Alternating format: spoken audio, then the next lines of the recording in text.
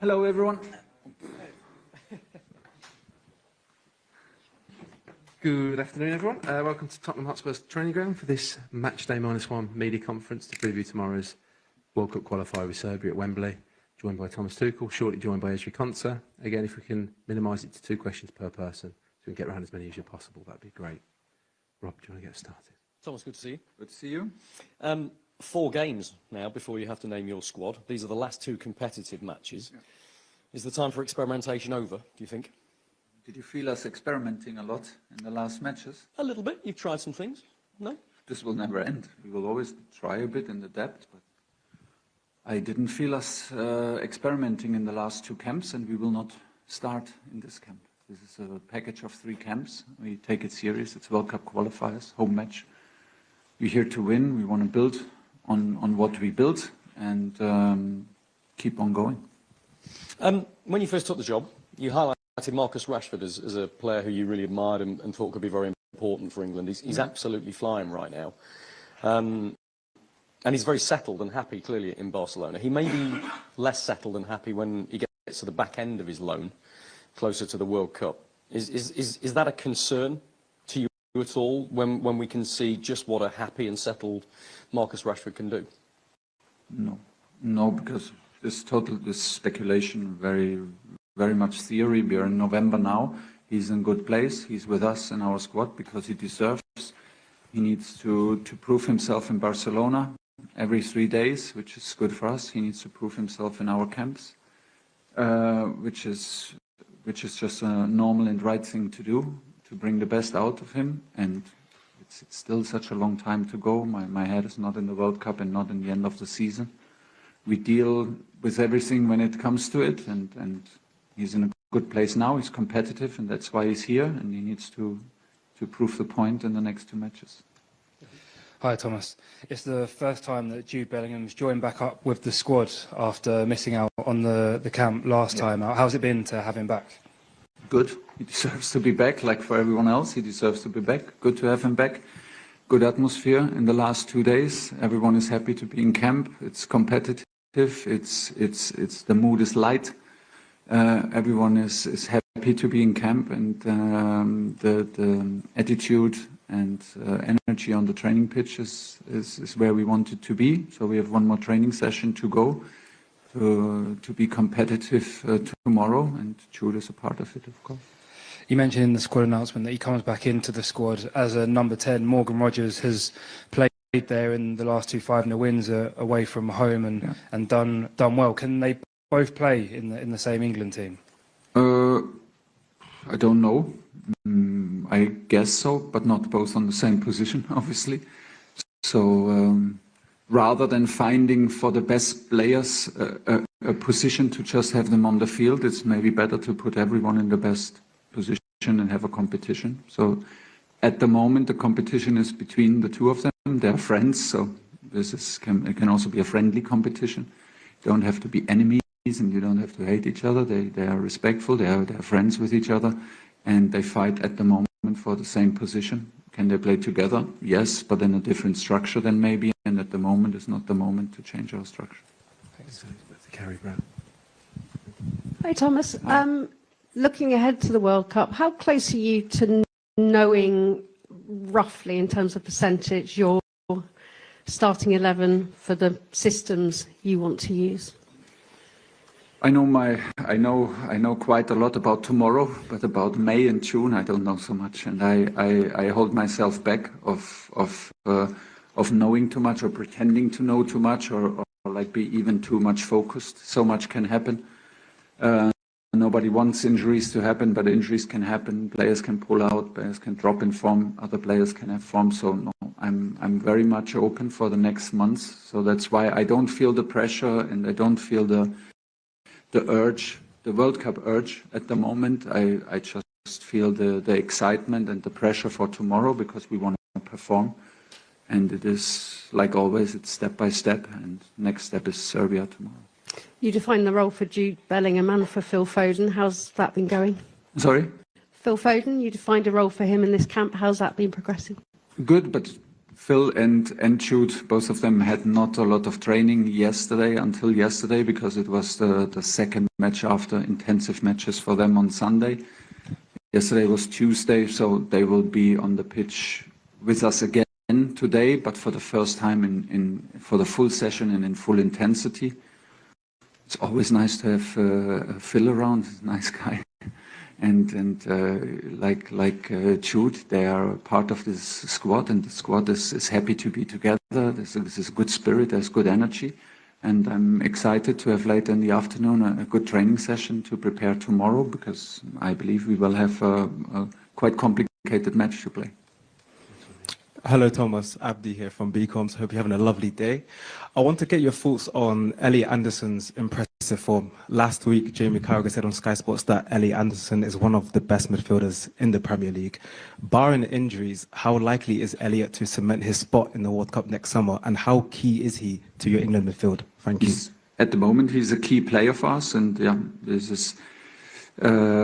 he is at the moment one of the best midfielders in the Premier League. That's why he's with us, and that's why he starts for us, because he deserves nothing but impressive, and he has to keep on going. He's a very complete, mobile central midfielder, and that's what he shows, but it's still a long career ahead of him. It's still a long way for him.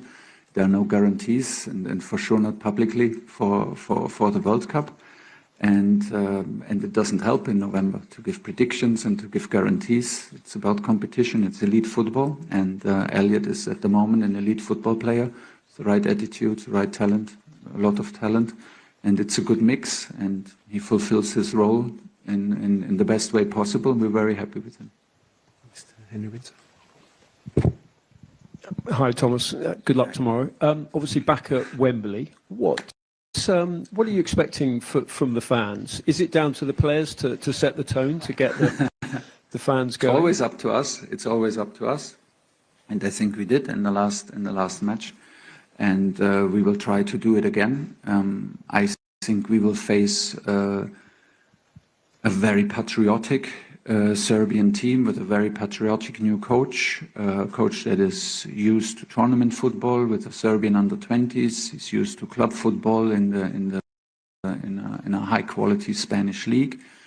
I think from the way he talks, when I see the lineup and the players, where they play, in which clubs they play, they compete on the highest level. I think we should not misinterpret the 5-0 as an easy match, what we did there. We should just know, and we will remind the players of the hard work and the effort that we put in to make a result like this possible, and we have to do it again. I think on top of it, for them it's basically a final, so I think we will see the best side of them, which is a strong side. This is what we prepare for, and well, then the stadium will hopefully follow. It can be, if they do what we expect them to do defensively, it can be maybe difficult to accelerate the game. So the best moment maybe to accelerate the game and to bring intensity is off the ball, meaning implement our high pressing and go after them from minute one, to do everything that the spark reaches our fans, and then hopefully it's a good atmosphere. When you announced the squad last week, there was a bit of talk about your future. Since then, have fans said anything to you, or the players said anything to you? Boss, stay on, nothing like that? No, nothing. It's not a big subject. No subject at the moment. Behind you, Henry. Hello, everybody. Sport Club Belgrade. Mr. Tuchel, are you change opinion about the Serbian team after the first game? Because before the game, you show respect about the Serbian team, and you told about new coach Veljko Paunović, the new energy, new optimism. Are you expect a different Serbia team tomorrow?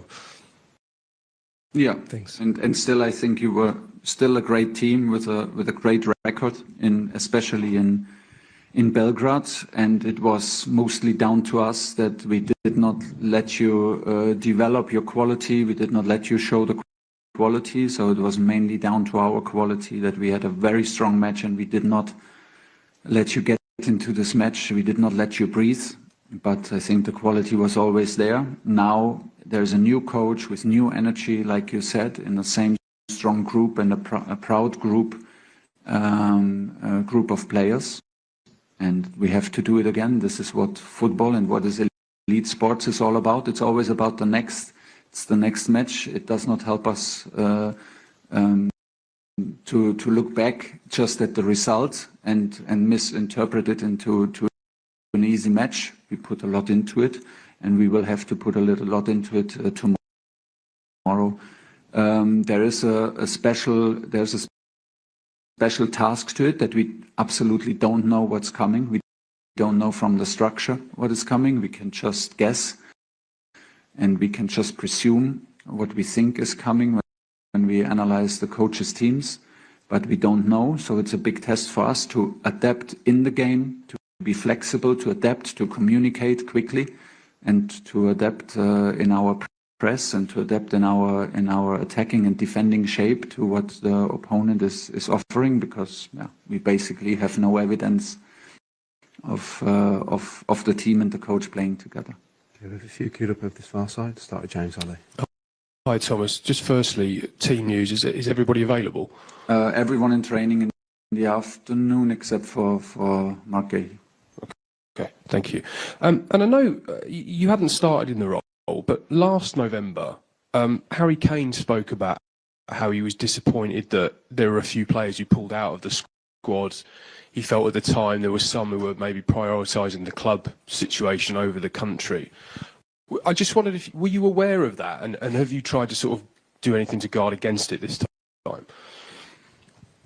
Not knowingly, but what we're trying is to build a strong bond, to build an energy, to build a group, to build a team, to build a brotherhood that everyone wants to join, and to also build a competition and to open up a competition that everyone knows if I pull out in the wrong moment, if I pull out from a 50-50 situation, the door can be closed because someone else takes my shirt, someone else takes my place.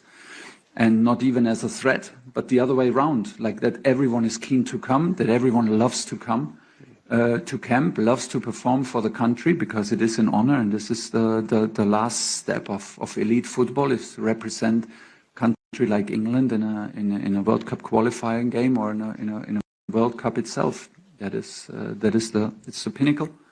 Yeah, it is, and this is how it should feel. So I think we're absolutely on the way.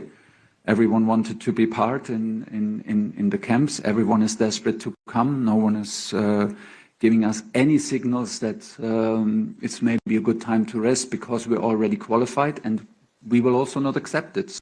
So it's I don't know. It's an energy that feeds itself, and this is at the moment the place where we are. How precious is it to keep that? Very precious. Yeah. It's the key. It's the absolute key for me. Before tactics and before personnel and whatever, that is the key. Everyone loves to be in camp and loves to play for England and enjoys it. Thank you. Hi, Thomas. Just one on Mark. Are you hopeful that he might be able to feature this week at any point? And you talk about that brotherhood, is there a chance that you would keep him around the group? Mark? Mark Gahey. Yeah, you know why? Because with Mark, it's very, very, very painful. So it's very painful, but there is no damage done, no structural damage. So it's all about the pain. And there is a possibility that from one day to the other, overnight, we have a significant improvement. So we're working realistically towards the second game. If he is not in training, let's say on Friday, and not able to train with us, here on Saturday, we will not make him travel with us. Then he gets, of course, a rest and treatment and can stay in London. Now it's nice that also he wants to stay with us. We wanted him to stay close. He's one of the leaders. He's an important member of the team. He's an important glue in between many players, and it's nice to see that even him. He tries everything to be included in the second match, and we wanted to have the opportunity, and that's why we assess him basically every day. Hi, Thomas. With the qualification already obtained, and you say you're trying to build a group for the World Cup, what are you looking at in this next two games in terms of the squad and that building of the group you just mentioned? For tomorrow, I think we need to be, there's a test in flexibility and communication for us, because we cannot really predict where the problems will come for us from the structure, where will be maybe the key points, where to take special care in terms of the attacking structure of the opponent. How do they attack, which structure they play, how do we initiate our press. We can just guess, we have an idea and we prepare an idea, but the players know at a certain degree they need to be flexible, they need to communicate a lot. So I think there is a big focus on that. How fast can we adapt? How much effort do we put in if maybe tactically and structure-wise not everything is absolutely perfect? How much effort do we put in to just help ourselves out by running, by effort, by running more, by helping us in physical effort? So this is basically the test. And then keep on building what we're having. Harry said it straight away after the match in Riga. Guys, everyone shows up in November and we keep this thing going. And that's basically the headline. There's not much more to say. That's what we try to do. And when you have two-star players. And it is important to get our mentality right. Like, okay, we won 5-0. We deserve to win 5-0.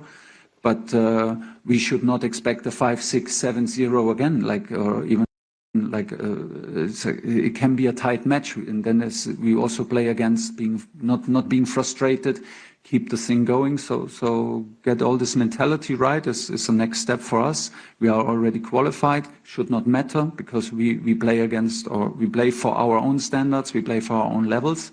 So that's basically the mixture, and there's already a lot in it. And hopefully we can, but my trust is that we can live up to it and produce another good performance. And when you have two-star players like Jude and Phil, who on paper are one of the best you have, joining back the group, what do you expect from them in terms of both being part of the group and playing for England? I expect what they show, be straight away part of the group, and why should it be awkward for them? We were driving the levels, and we were driving the thing without them. We would do it with missing any other player. We are obliged to drive our own campaign. We are obliged to drive our own standards and to build what we can build. So now they are back, and it's their responsibility to contribute to all this, and this is what they're doing. It's normal for them. It's at the moment easy for them because the group is strong, the standards are clear, and you can fit in seamlessly. This counts also for newcomers like Alex Scott. Be yourself, be the best version of yourself, and keep this thing going. Okay, Idri's almost ready to come in, so we'll finish with one from Bobby at the back. Hi, Thomas. Just to check on Mark, is he still on crutches at the moment, or is he able to? No. He's in normal. And on Elliot Anderson, you mentioned on Friday that he was managing a niggle. Have you spoken to him about maybe more carefully managing his minutes this break? Yeah, but he said there is nothing to manage. He feels good. He feels no pain, and he's ready to go. Okay, thank you. Finish it there. Thanks for your time. We'll have Esri shortly. Thank you, guys.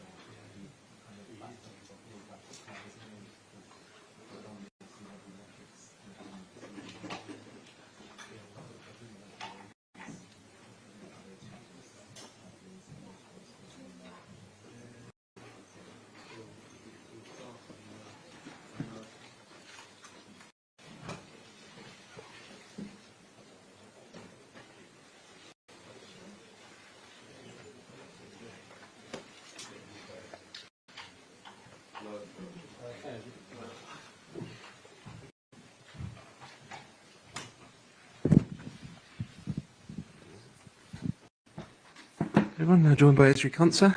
Again, if we keep it to 2 questions per person, that'd be great. Rob, when you're ready. Esri, good to see you.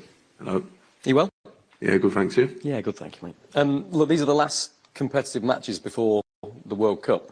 Thomas Tuchel has said you guys, the players, know who you're up against, who the competition is, who the personal competition is. Do you sense the intensity building up a little bit and that competition beginning to sort of manifest itself? No. Look, we've had a great few camps. Obviously, we know we're already qualified, but we want to win these next 2 games. We want to keep the standards. We want to stay consistent, and I'm sure we're gonna, go out strong tomorrow. We want to win these 2 games, and obviously we know that Serbia are going to come out strong. They need to win. They've got a new coach, great players as well. So we know it's going to be a tough game, but I'm sure we'll be ready. Some of the big guns are kind of back in. Phil Foden's back in, and Jude Bellingham, of course. He's flying from Madrid at the moment, and he's a big personality. We kind of don't really know what it's like having him around the place. Does the dynamic change at all? Do you notice him come in and really start driving standards? Do you notice when he's around? Yeah, no, we all drive the standards. That's what we're here for, to set standards. Standards have been very high. And look, Jude and Phil, great players, great addition to the team. But yeah, it's the same standards when they come. Everyone drives it, so yeah, not just him. Hi, Esri. You've been around it feels like you've been around the England squad for a while now. I think you made your debut coming on against Brazil, against Vinicius Junior at right back. Do you feel a different player from the one that came on then to one sitting here now? Yeah, of course. Got a lot more experience now. I'm dreaming of this feeling. I'm falling in love with you. Dubai, ready for a surprise?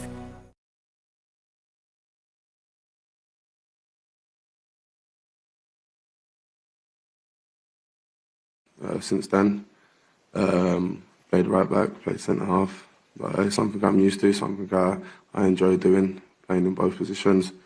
But yeah, look, I've gained a lot more experience since then, and I really enjoy my football. Thomas Tuchel has spoken about how good the team spirit is within this squad. Does it feel like an extremely close team compared to the ones you've played for before? Yeah, we're a very close team. When we're here, we spend a lot of time together.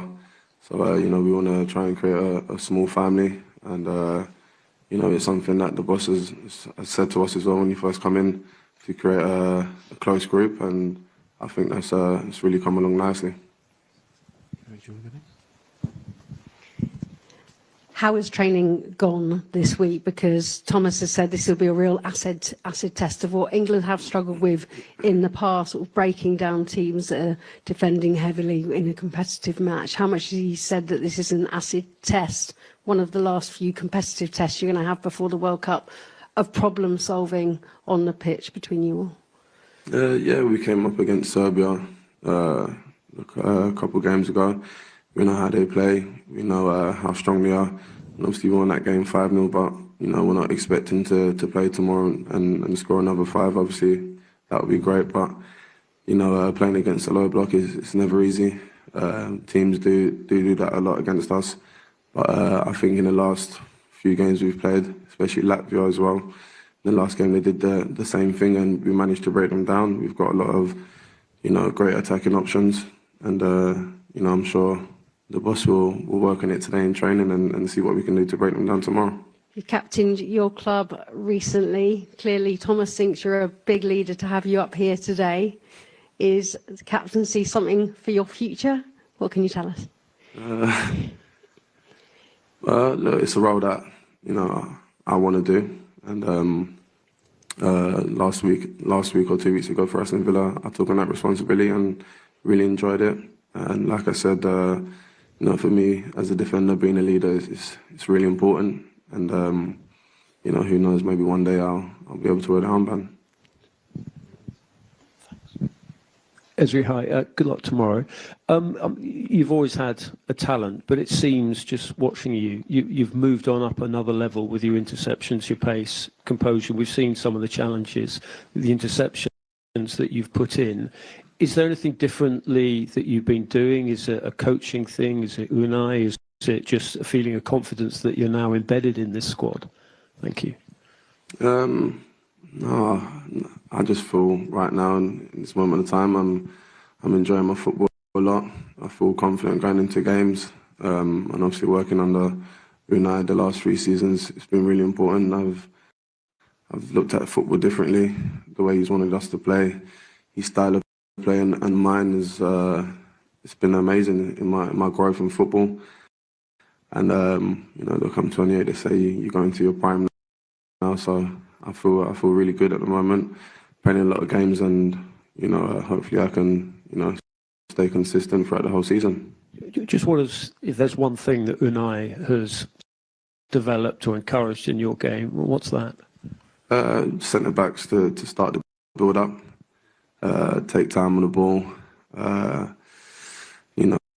make sure you go into the opposition, drive into it, don't pass too early. So I think since he's come in, I've managed to do that, managed to grow in my game, and really enjoying working under him, and like I said, enjoying my football. Hello, Ezra. Abdi here from BComs. It's great to see you take the leadership role. The England squad is filled with a lot of young players like Kwanzaa, O'Reilly, Scott, Wharton. Are there a couple players in the camp that you've taken under your wing? Yeah, look, I speak to everyone, I get along with everyone, especially the young boys. But, they've all been at top clubs, all been around a lot of experience, a lot of great quality players. So, for me, like I said, I get along with everyone, and, whatever way I can help, I'll help them. Outside here. Hello. You mentioned a lot of the standards you're trying to build in this group. You've been in this group since the beginning. I'm curious about how do you build the standards to the level you want them to be? I think that comes down to everyone in the group, and obviously we've got a great captain in Harry Kane who does set the standards every day in training. And I think for me, especially for the young boys that are here as well, once you see a player like Harry Kane who's always setting the standards in training, and the quality that he brings, it comes naturally for you as well as a player. When you are training around these top players, you want to keep the standards, and it's something that he reminds us of every training, every game. So I think especially for young boys, when you see Harry Kane and you see like John Stones setting standards, it just comes naturally to you. Okay, any further questions? Okay, we'll end it there. Thanks for your time. Cheers. Thank you.